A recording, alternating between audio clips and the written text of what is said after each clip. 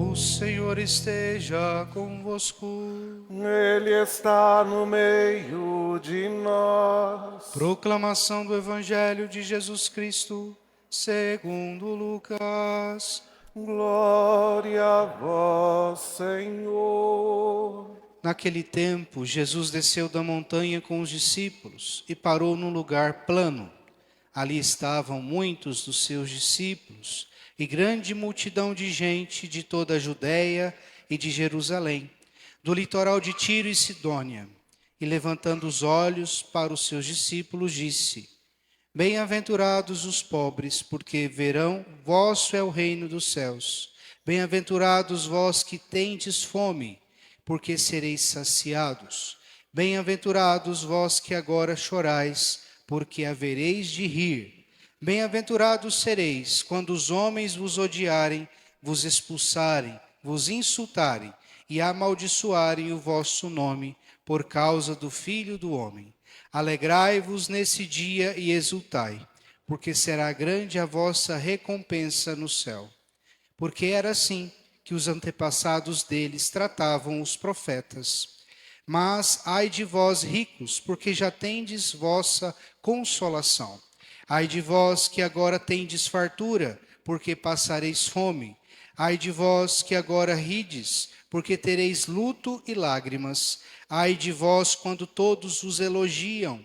Era assim que os antepassados deles tratavam os falsos profetas.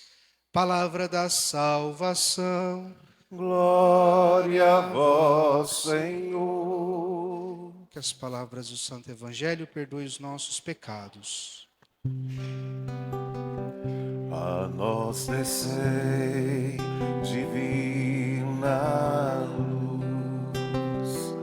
A nós descei, divina luz.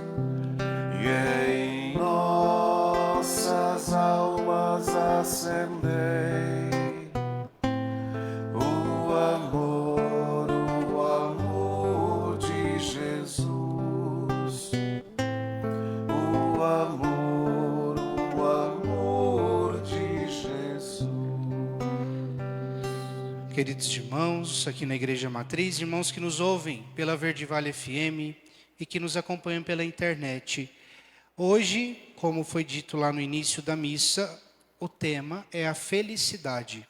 E até o Catecismo da Igreja Católica afirma que o próprio Deus colocou no coração nosso, no coração do homem e da mulher, um desejo profundo, íntimo, pela felicidade. E na procura dessa felicidade, muitas vezes, nós, de forma equivocada, vamos achando que a felicidade se encontra na falsa segurança do acúmulo excessivo de bens materiais, no prazer, no poder, no êxito da nossa própria vida terrena e na nossa promoção pessoal ao longo do tempo. E aí, as leituras de hoje nos apontam uma pergunta para nós respondermos: qual é o caminho para nós conquistarmos essa felicidade desejada por Deus para cada um de nós? E as leituras hoje nos apontam dois caminhos. De um lado, a proposta que Deus nos apresenta, e de outro, o caminho que é trilhado pela lógica humana. O caminho apontado por Deus parece um caminho muito improvável, mas é o caminho que nos leva à vida verdadeira.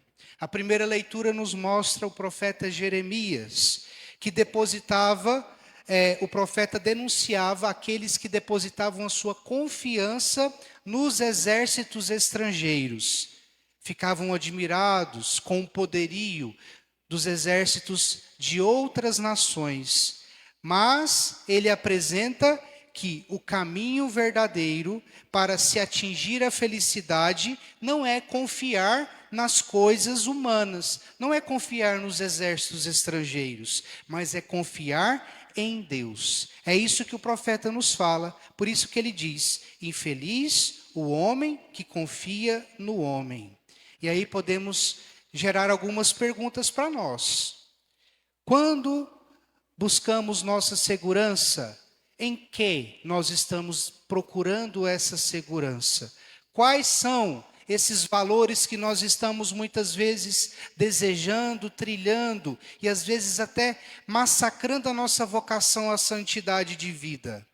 Quando confiamos demais nas pessoas, nós sabemos que mais cedo ou mais tarde vamos amargar grandes ilusões. E como isso acontece, né? Nós confiamos nas pessoas e as pessoas muitas vezes nos decepcionam. Aquela pessoa que você pensa que é o seu melhor amigo, sua melhor amiga, depois você percebe a apunhalada pelas costas. Porque confia demais no humano, confia demais no outro. Ou também temos um outro problema, quando confiamos demais em nós mesmos. E aí temos o perigo da nossa autossuficiência, do nosso orgulho, de achar que tudo se resolve a partir de nós mesmos. Outro problema é quando nós confiamos demais nas coisas materiais. E aí provamos também dolorosas frustrações, porque dessa terra nós não levaremos nada. Deus aqui, e Jesus no Evangelho, o Pai, no Antigo Testamento, e Jesus no Evangelho de hoje, não está falando para a gente ser pobre no sentido financeiro, mas para a gente não ser apegado a esse dinheiro, não sermos apegados ao poder material, não sermos apegados às coisas, porque isso vai tirando do nosso coração o centro que é Deus. É viver como se não tivesse nada, é viver nessa terra como se a nossa esperança não estivesse ancorada neste mundo, mas a nossa esperança está ancorada em Deus. É essa a chave de leitura para nós compreendermos o Evangelho e a primeira e a segunda leitura. Na segunda leitura nós escutamos Paulo falando que é feliz aquele que deposita a sua fé e a sua esperança no Cristo ressuscitado. E é isso que nós estamos fazendo aqui nesse domingo. Estamos na missa, porque é no Cristo ressuscitado que nós depositamos a nossa confiança. A nossa confiança não está num Deus morto, um Deus que foi crucificado há mais de 2000 anos, mas um Deus que foi crucificado, mas que não ficou morto na cruz, ele ressuscitou. E o sinal da ressurreição é o domingo que nós celebramos todos os domingos a Santa Missa. A esperança da comunidade de que ele não é um Deus morto, é um Deus que ressuscitou e quer que nós também ressuscitemos com ele no último dia da nossa vida. E o Evangelho hoje nos mostra que os discípulos e a multidão percebe um caminho para se chegar à felicidade verdadeira, que é as famosas bem-aventuranças que Jesus nos fala. É o discurso que Jesus inicia nas planícies. Ele não está na montanha, como geralmente a gente escuta no Evangelho. Hoje ele desce da montanha. Ele está na planície. E quando ele está na planície, geralmente ele vai falar algo relacionado à nossa vida prática, do dia a dia, na perspectiva horizontal. Não na nossa perspectiva de comunhão com Deus de forma mais espiritual, mas no dia a dia da nossa vida. Ver Deus nas nossas realidades. E o Evangelho nos mostra que as bem-aventuranças, ela começa com uma frase: bem-aventurados vós que sois pobres, porque vosso é o reino de Deus. Os discípulos, nós sabemos, tinham deixado tudo para seguir Jesus. Não colocaram a sua segurança nos bens materiais. Por isso, são bem-aventurados, porque eles chegou ao reino de Deus. Eles entenderam isso, de certa forma, até rápido. Quando Jesus propõe para eles o seguimento. Eles não olham para trás. Alguns olham, ele adverte, mas ali, do início para o meio, todos já estão bem desapegados dos bens materiais. Não é a exaltação da pobreza pela pobreza. É muitas vezes perceber que aquilo que eu tenho nesta vida não determina a minha felicidade. Aquilo que eu vou conquistando não vai, de fato, determinar que toda a minha vida gire em torno disso, dessa realidade tão pequena, tão limitada. É essa a diferença. E aí nós também escutamos Jesus falando dos que têm fome, dos que choram, dos que são perseguidos. Por que que Jesus está falando isso?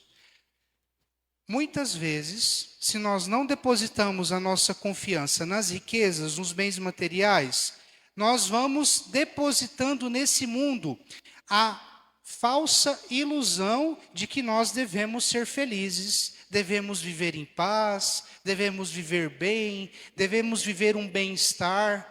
Essa é a prática que o mundo tenta nos colocar na cabeça. Devemos viver tranquilos, né? Por isso que tem tanta coisa aí proposta para nós no mundo. Livro de autoajuda, né? Muitas vezes técnicas de relaxamento e por aí vai. Esoterismo, muitas coisas para a gente ficar, como falam por aí, zen. Bem com a gente mesmo. Mas isso não vem de Deus. Por quê? Nós precisamos confrontar, enfrentar as nossas frustrações. Nós estamos no mundo, como nós rezamos na Salve Rainha todos os dias, vale de lágrimas. O cristão e a cristã não estão isentos do sofrimento. O sofrimento vai acontecer na minha vida, assim como vai acontecer na vida de um muçulmano, assim como vai acontecer na vida de um espírita, na vida de um protestante e na vida de um budista. O sofrimento, ele é inerente à nossa realidade humana. Acontece com todos nós. É isso que Jesus está falando. Enfrentar de cabeça erguida os nossos problemas. Não ficar lamentando. Será que porque eu estou seguindo Cristo, eu estou sofrendo mais que o outro? Precisamos parar com isso. O sofrimento, ele vai acontecer. Por quê? Porque esse mundo é passageiro. Quando nós entendemos que a nossa realidade aqui, ela está condicionada ao tempo, nós não somos eternos, nós vamos compreendendo que, de fato, estamos muitas vezes batendo a cabeça na parede, querendo conquistar coisas que vamos deixar para os outros e não para nós. E no final da vida, os outros vão brigar por aquilo que você deixou. Eu nunca esqueço de uma senhora que procurou para conversar, não era direção, não era confissão, mas ela falou assim: eu decidi, padre, a partir de hoje, eu vou gastar tudo aquilo que eu tenho, minhas economias, comigo mesmo. Vou viajar, vou fazer o que precisa ser feito. E ela é uma senhora de igreja, participa de tudo, porque eu tenho certeza, quando eu morrer, os meus filhos vão brigar pela minha herança. Por isso eu não quero a discórdia dentro da minha casa.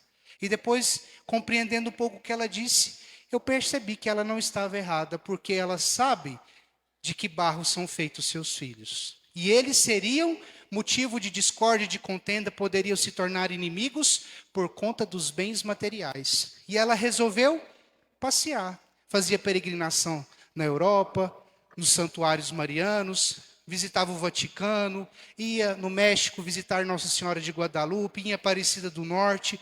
E aí ela fez essa escolha de poder desfrutar daquilo que ela tem, mas consciente de que a vida dela não está nessas coisas materiais, mas sim em Deus. E aí, fica já uma pergunta para nós. Algumas perguntas. Abaixando a nossa cabeça por um instante, fechando os nossos olhos. Jesus hoje, depois das bem-aventuranças, ele vai advertir aqueles que estão apegados. Ele fala aos ricos que Deus não tenha para eles a mesma proposta de salvação. Isso não corresponde. Quem é rico diante de Deus? É essa a questão. Não está na questão material. Será que eu tenho tomado posse de que eu sou rico das coisas de Deus? Que Deus de fato é a minha riqueza eterna, que nunca passa? Essa riqueza que vai permanecer dentro do meu coração para sempre? Onde você tem colocado a sua segurança? Nos amigos influentes que vamos conquistando ao longo da vida?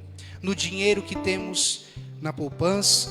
nos bens materiais que estamos possuindo, no poder que exercemos, na nossa posição social que ocupamos, no luxo e no conforto que construímos, ou nos elogios e nas homenagens que recebemos. Nenhuma pessoa, nenhuma riqueza, nenhuma posição social, nenhuma fama poderá nos trazer a felicidade verdadeira. Só Deus poderá nos saciar plenamente por essa fome de felicidade. E pelas mãos de Maria, peça a ela, no íntimo do seu coração, que ela te ajude a, de fato, entender uma vez por todas onde está a nossa felicidade. Louvado seja nosso Senhor Jesus Cristo. Para sempre seja louvado.